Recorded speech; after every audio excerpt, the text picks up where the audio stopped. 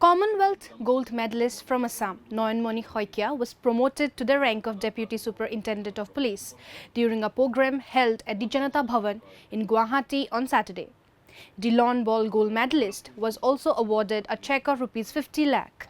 She was also awarded a cash incentive of Rs 15 lakh from the Forest Department of Assam. Chief Minister Dr. Himanta Biswa Sarma, Environment and Forest Minister Chandra Mohan Patwari, Water Resources Minister Piyush Hajarika and several others were present during the ceremony. আজি বিশেষ দিনটোত আপোনালোকৰ মাজত উপস্থিত হৈ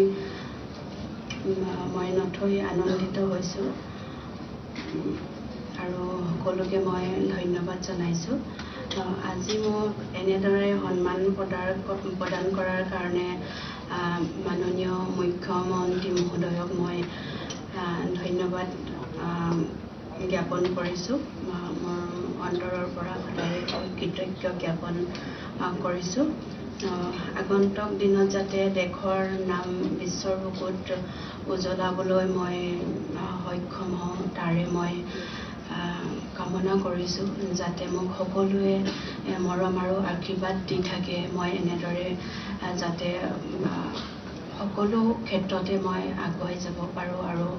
মই আমাৰ অসমৰ ক্ৰীড়া ক্ষেত্ৰখনক যাতে আৰু আগুৱাই নিব পাৰোঁ বা মই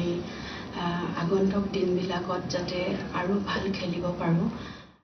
Speaking at the ceremony, Chief Minister Dr. Himanta Biswa Sarma said that winning a medal at the world stage is a rare moment and may not happen in a sportsperson's life for the second time. He urged the people of Assam to cherish such moments rather than pressurizing players to repeat their performances. We should motivate the younger generation. Amar Ahomor Raijor eta monot kosto hoy jetia ebar himaba lavlinai jetia podok pai ditiyobar kiyo napai বহু সময় তেওঁলোকে কয় যে ৰাইজে বহুত মূৰত তুলি দিলে সেইকাৰণে দ্বিতীয়বাৰ নাপায় আসলতে মানুহৰ জীৱনত এনেকুৱাখন দ্বিতীয়বাৰ নাহে অলিম্পিকৰ মেডেল পোৱা কমনৱেলথৰ মেডেল পোৱা এছিয়ান গেমছৰ মেডেল পোৱা এইবোৰ হৈছে জীৱনৰ একোটা বিৰল মুহূৰ্ত বিশ্বৰ ভিতৰত কমনৱেলথৰ ভিতৰত ভাৰতৰ ভিতৰত যেতিয়া একোটা মুহূৰ্ত আমি জাতিয়ে সেই মুহূৰ্তটোক স্মৰণ কৰিব লাগে মই সদায় কওঁ দ্যাট মোমেন্ট সেইটোক আমি স্মৰণ কৰিব লাগে আৰু সেই মোমেন্টটোৱে নতুন প্ৰজন্মক ক্ৰীড়ালৈ আনিবলৈ আগ্ৰহান্বিত কৰিব এজন খেলুৱৈৰ জীৱনত যেতিয়া শচীন তেণ্ডুলকাৰে কেতিয়াবা ডাবল সেঞ্চুৰী মাৰে সেই দ্বিতীয় ডাবল সেঞ্চুৰী তেওঁৰ জীৱনত আহিব পাৰে নাহিব পাৰে but what world will remember that double century যে অমুক দিনা অমুক ডাবল সেঞ্চুৰী হৈছিল প্ৰতিটো দিনাই যেতিয়া মানুহক কোৱা হয় যে you have to repeat the same performance যেনেকে আজি ইতিহাসত কোনোবা এজন ব্যক্তিয়ে যেতিয়া এটা কাম কৰে আজি আমি বহুত বিলাক খেলুৱৈ সোঁৱৰণ কৰোঁ যি হয়তো দ্বিতীয়বাৰ সেম পাৰফৰমেন্স দিব পৰা নাই কাৰণ 4 বছৰ 3 বছৰ এবছৰ খেলত গ্যাপ বহুত হৈ যায় ইয়াত পাৰফৰমেন্সৰ যেটো প্ৰেসাৰ আজি যেতিয়া আমি নয়নমণি শইকীয়াৰ কথা ইয়াত আলোচনা কৰিছো নয়নমণি শইকীয়াতকৈ 10 বছৰ সৰু ছোৱালীয়ে ইতিমধ্যে লন বল খেলা আৰম্ভ কৰিছে গতিকে আমাৰ জাতিটোৱে এটা বস্তু স্মৰণ কৰিব লাগিব মানিব লাগিব যে আমি সেই মুহূৰ্তবিলাকক মনত ৰাখিব লাগে আৰু তেনেকুৱা আৰু বিৰল মুহূৰ্ত আমাৰ নতুন প্ৰজন্মই আনি দিব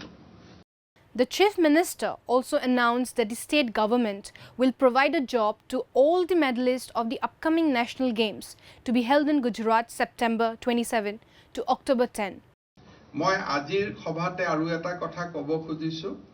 যে গুজৰাটত আমাৰ ন্যাশনাল গেমছ হ'ব আমাৰ প্লেয়াৰ সকল খেলিব যাব মই স্পোৰ্টস পলিসি আমি বনাই আছো